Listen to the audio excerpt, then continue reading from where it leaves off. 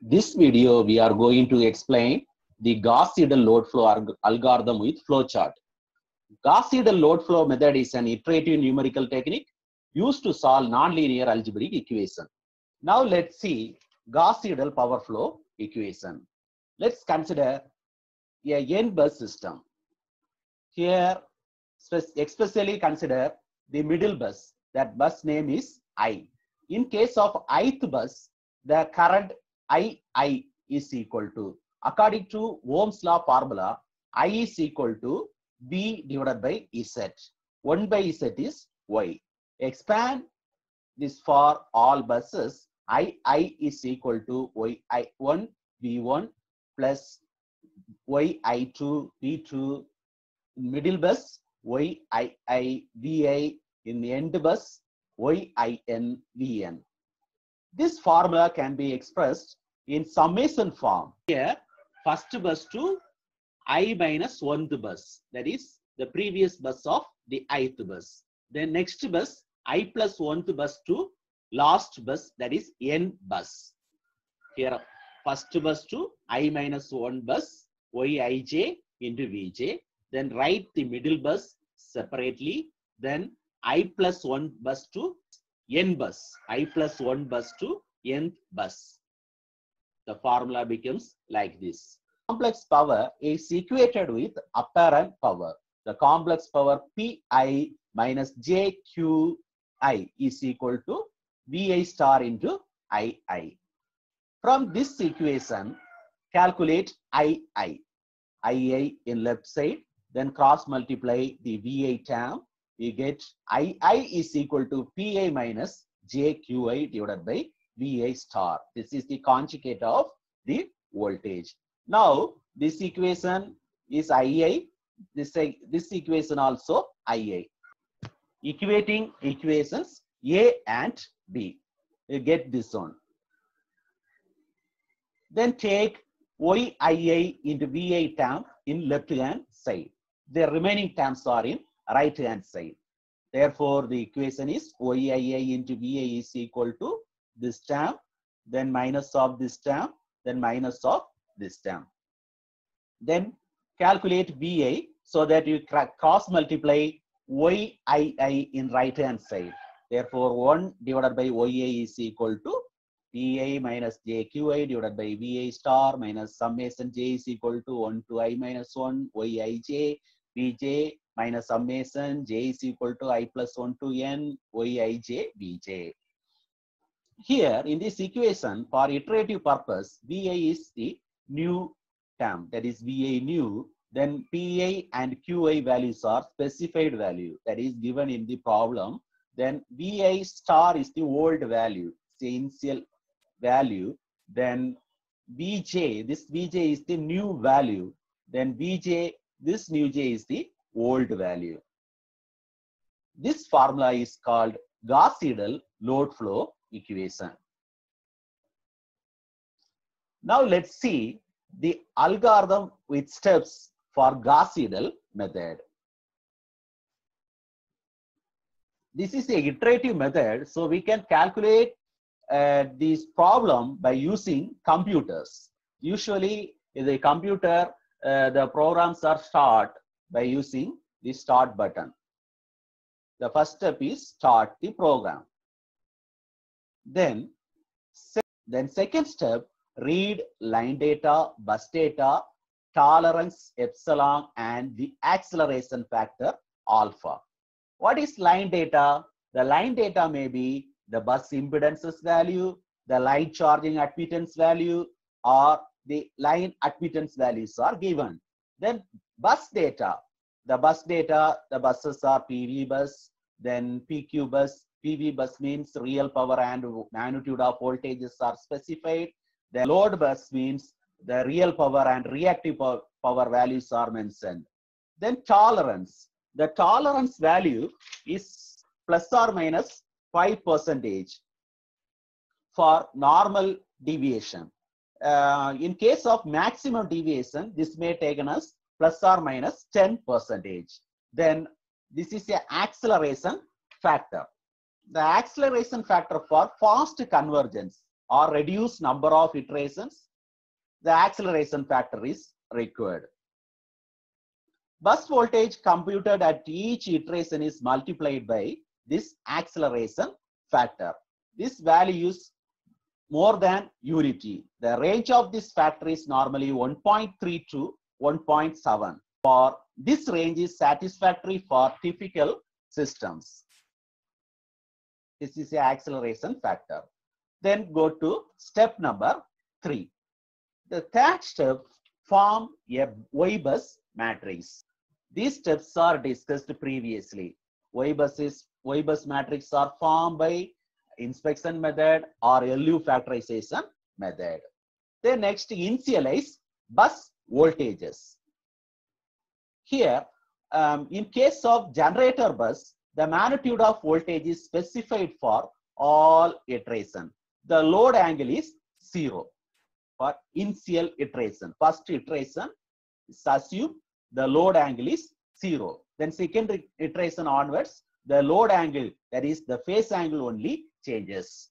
Then VK is equal to, that is the load buses. In case of load buses, the magnitude of voltage is taken as 1, then phase angle of voltage is taken as 0 for the first iteration. The second iteration onwards, this voltage value is changes.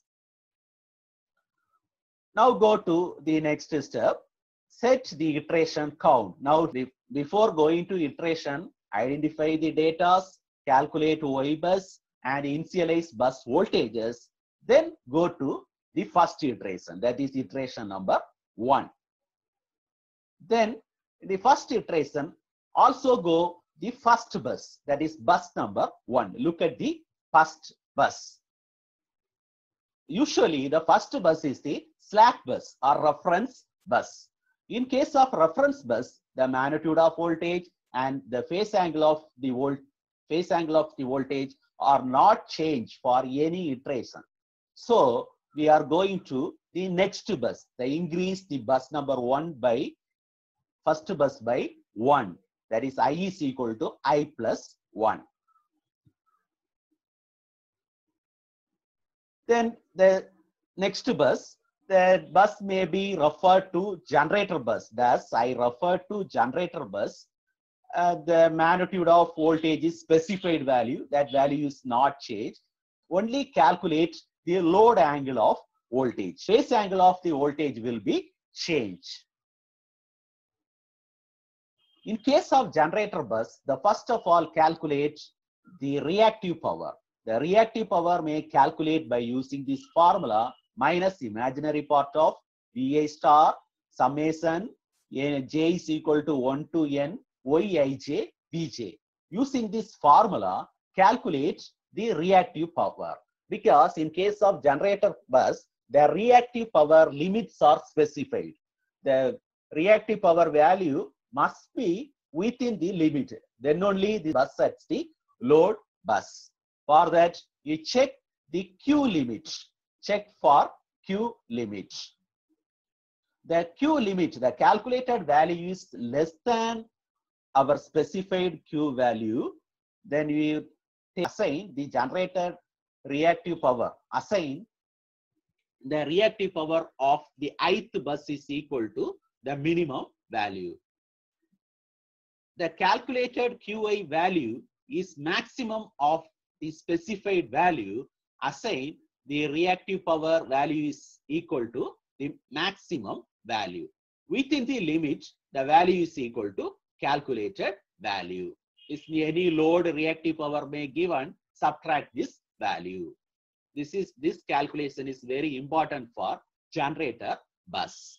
To satisfy this condition, that is the calculated value is within the specified bus, we treat this bus as the generator bus for entire iteration. Otherwise, a bus is treated as the load bus. Suppose this bus, the second bus is not a generator bus, means the no means goes to directly go to this step. No, directly go to this step. The generator bus also goes to this step. This step is step number 10. That is compute the VA new value. This is the Gauss-Seidel iterative formula. We use this formula, calculate the voltage, new voltage for that iteration. You calculate this value, substitute all the values, calculate the value. This magnitude, the phase angles are calculated. In case of generator bus, the magnitude value is specified value. Suppose you calculate by using this formula, you get one magnitude, but not take that magnitude. Only take the phase angle. Only take the angle. Then angle substitute here. We specified only take the angle. Angle only calculated value for generator bus. The magnitude of voltage is specified. That is the given value. But in case of load bus, that is no. But in case of load bus, the magnitude and the phase angle are calculated value. The magnitude and the phase angle are the calculated value. Then next go to the next step.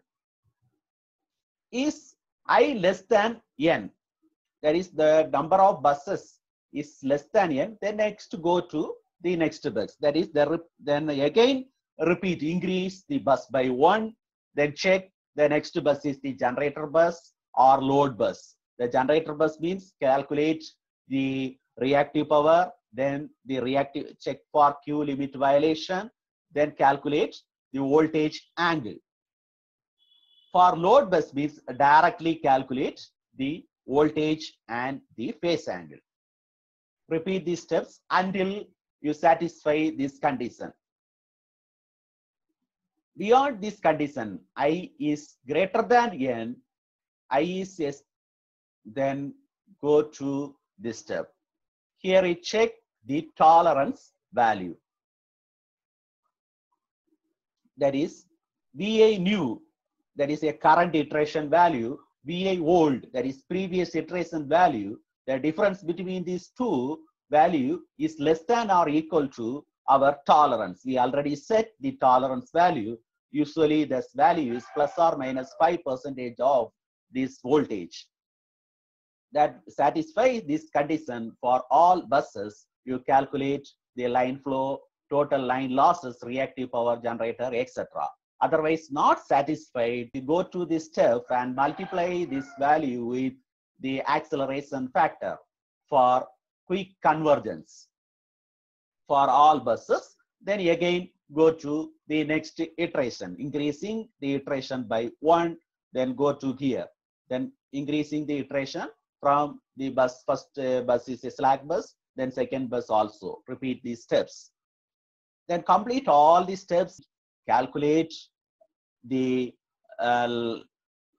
calculate all line flows, total line losses, reactive power generated of PV buses, slack bus powers by using this formula. The slack bus formula PA plus JQI, that is equal to VA star summation J is equal to 1 to N OIJ VJ. Then line flows formula Sij is equal to Pij plus J into Qij, that is equal to VA into VA star minus VJ star into OIJ series. This is the OIJ series is the direct line admittance, is directly given in the problem. The line data, this is obtained from the line data, plus VA star into VA, you see this formula. Then line losses, real power loss Pij plus Pji, then reactive power loss Qij plus Qji. Then finally print or write all the results, then stop the iteration. The flow chart is lengthy, so I split this flow chart into two. Now let's see the flow chart in a single page.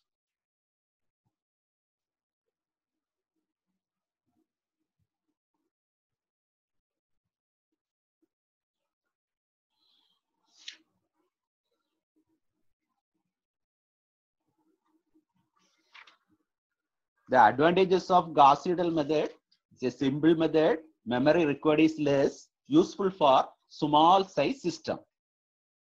It has some disadvantages.